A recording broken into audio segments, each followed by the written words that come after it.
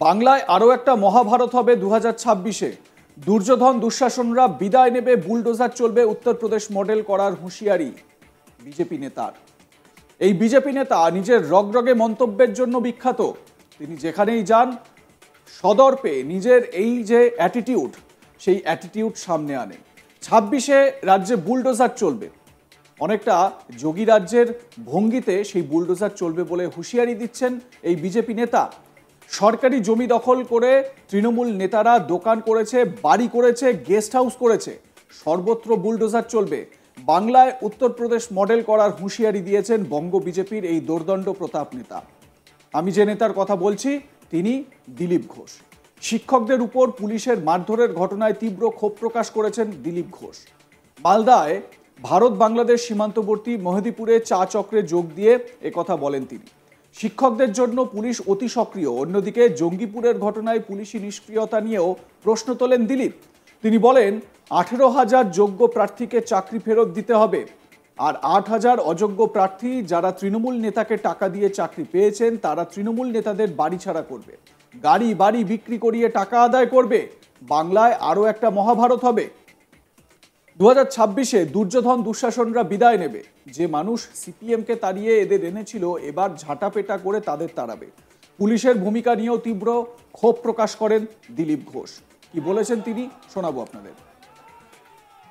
সেই যারা বৈধ টিচার, যোগ্য টিচার, তারা রাস্তা বেরিয়ে এই অফিস ঘেরাও করেছে, আর সেখানে তারা যে প্রতিবাদ করেছেন, তারা মেরেছেন, তারা ভেঙেছেন, পুলিশ তাদের সাথে ক্রিমিনালের মতো ব্যবহার করেছে। পুলিশকে আমরা দেখলাম সেই টিচারদেরকে লাথি মারে, পুলিশকে দেখলাম সেই টিচারদের গলা ধরে ধাক্কা মেরে বার করে দিতে। যে মাস্টার মশাইরা পড়াশোনা করে চাকরি পেয়েছেন, সম্মানের চাকরি, অন্য চাকরি ছেড়ে দিয়ে চলে এসছেন মাস্টারের চাকরি করার বলে, আগামী ভবিষ্যৎ প্রজন্মকে শিক্ষিত করবেন, সমাজ তৈরি করবেন বলে তার সাথে পুলিশ কি ব্যবহার করছে?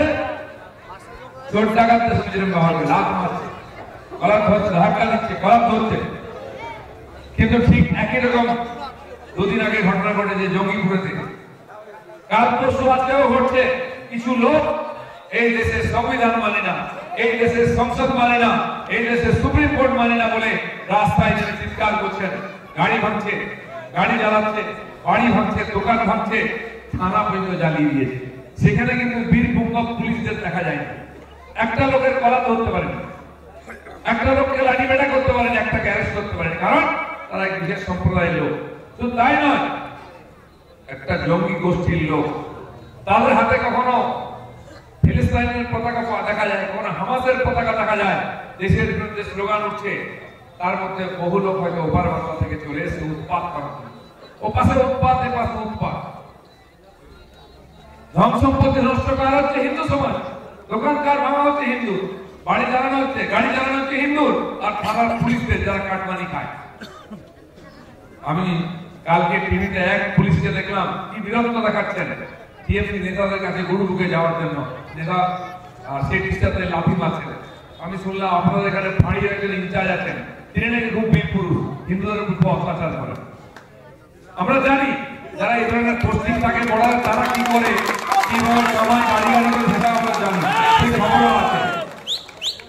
অতএব বেশি পঞ্চায়েতি করবেন না, বেশি স্মার্ট হওয়ার চেষ্টা করবেন না, ওই চোর ডাকাত টিএমসি নেতাদের চোখে ভালো হওয়ার চেষ্টা করবেন না। আমও যাবে, ছাড়াও যাবে।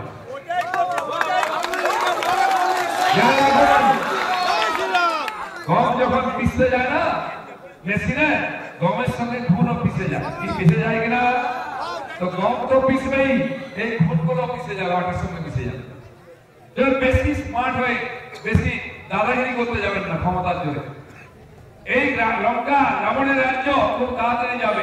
8,000 লোক, যার কাছ থেকে 800 কোটি টাকা টিএমসি নেতারা, অফিসাররা, পুলিশের লোকেরা নিয়েছে, লুট করে খেয়েছে, বাড়ি গাড়ি করে ফুটানি মারছে, সেই 8,000 লোকের চাকরি তো যাবেই। তখন তারা যাদেরকে টাকা দিত তার বাড়ির সামনে ধর্ণা দেবে, তাদেরকে রাস্তা আটকাবে, তাদের গাড়ি কেড়ে নেবে, তার বাড়ি দখল করে নেবে, যে আমার পয়সা তো তুমি বাড়ি করে থাকতে পারবে না। সেদিন আসছে, তারা কালীঘাটে কেউ ধর্ণা দেবে, ভাইপোর বাড়ির সামনে, পিসির বাড়ির সামনে, তারা ওখানে গিয়ে নবান্নের সামনে ধর্ণা দেবে, কারণ টাকা এই ইঞ্চি সাইজের ফুট সাইজের টিএমসি নেতাদের হাত ধরে কালীঘাট হয়ে নবান্ন হয়ে সব জায়গায় এই আমলে তাই টিএমসি সরকারের জবাব দিয়ে এসে গেছে। আর যে মানুষ তাকে নিয়ে এসছে দুমদুনো দিয়ে তারাই আবার ঝাড়ু দিয়ে বিদায় করে। এই ভারত মাতা দেশটাই মা, এখানে সীতা সাবিত্রী দ্রৌপদীর দেশ, মাতৃ জাতির দেশ, মায়েদের নামে দেশ ভারত মাতা। মায়েদের সম্মান অসম্মান আমরা সহ্য করবো না। তার জন্য রামায়ণ হয়েছে, তার জন্য মহাভারত হয়েছে। 26-এ আর একটা মহাভারত হবে, তখন এই সমস্ত দুঃশাসন দুর্যোধনদের শেষ হবে। এখানে ধর্মের এবং ন্যায়ের সব মিলিয়ে 2026 ভোটের খেলা শুরু করে দিলেন দিলীপ ঘোষ। তার এই মন্তব্যের জেরে এবার বিধানসভা ভোটে বিজেপি কতটা উজ্জীবিত হয় সেটাই কিন্তু দেখার মতন বিষয়। কিন্তু দিলীপবাবু একের পর এক বক্তব্য রাখছেন।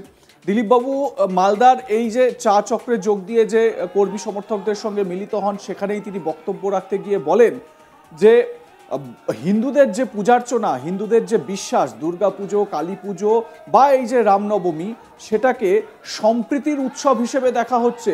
এই সম্প্রীতির উৎসব বা এই পাগলামোতে কেউ আপনারা ভুলবেন না, এমনটাই বক্তব্য রাখেন দিলীপ ঘোষ। এবং তিনি বলেন যে হিন্দুদেরকে মেরে তাদেরকে মিষ্টি খাইয়ে সম্প্রীতি দেখানো, এটা আমরা কোনোভাবে হতে দেব না। দিলীপ ঘোষ তার বক্তব্যে এই একের পর এক বক্তব্য তিনি রাখেন, একের পর এক মন্তব্য তিনি করেন।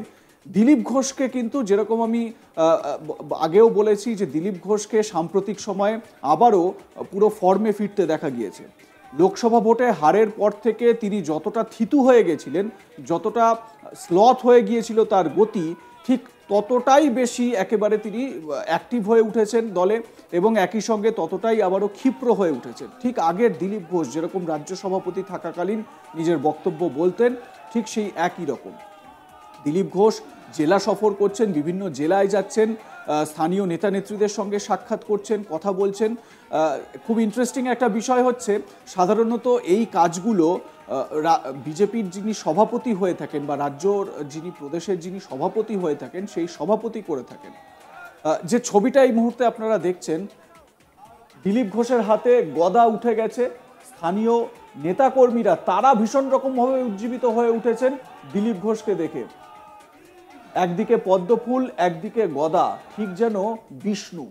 কারণ বিষ্ণুর তো 4 হাত, কিন্তু দিলীপ ঘোষের 2টো হাত, এক হাতে গদা, এক হাতে পদ্ম।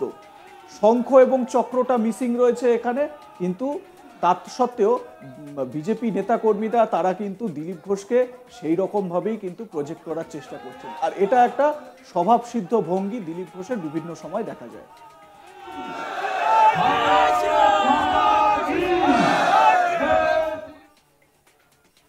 লাইক, কমেন্ট, শেয়ার করুন, দেখতে থাকুন আজ তাক বাংলা। সাবস্ক্রাইব করুন আমাদের ইউটিউব চ্যানেলটি, বেল আইকন প্রেস করুন নোটিফিকেশন পেতে।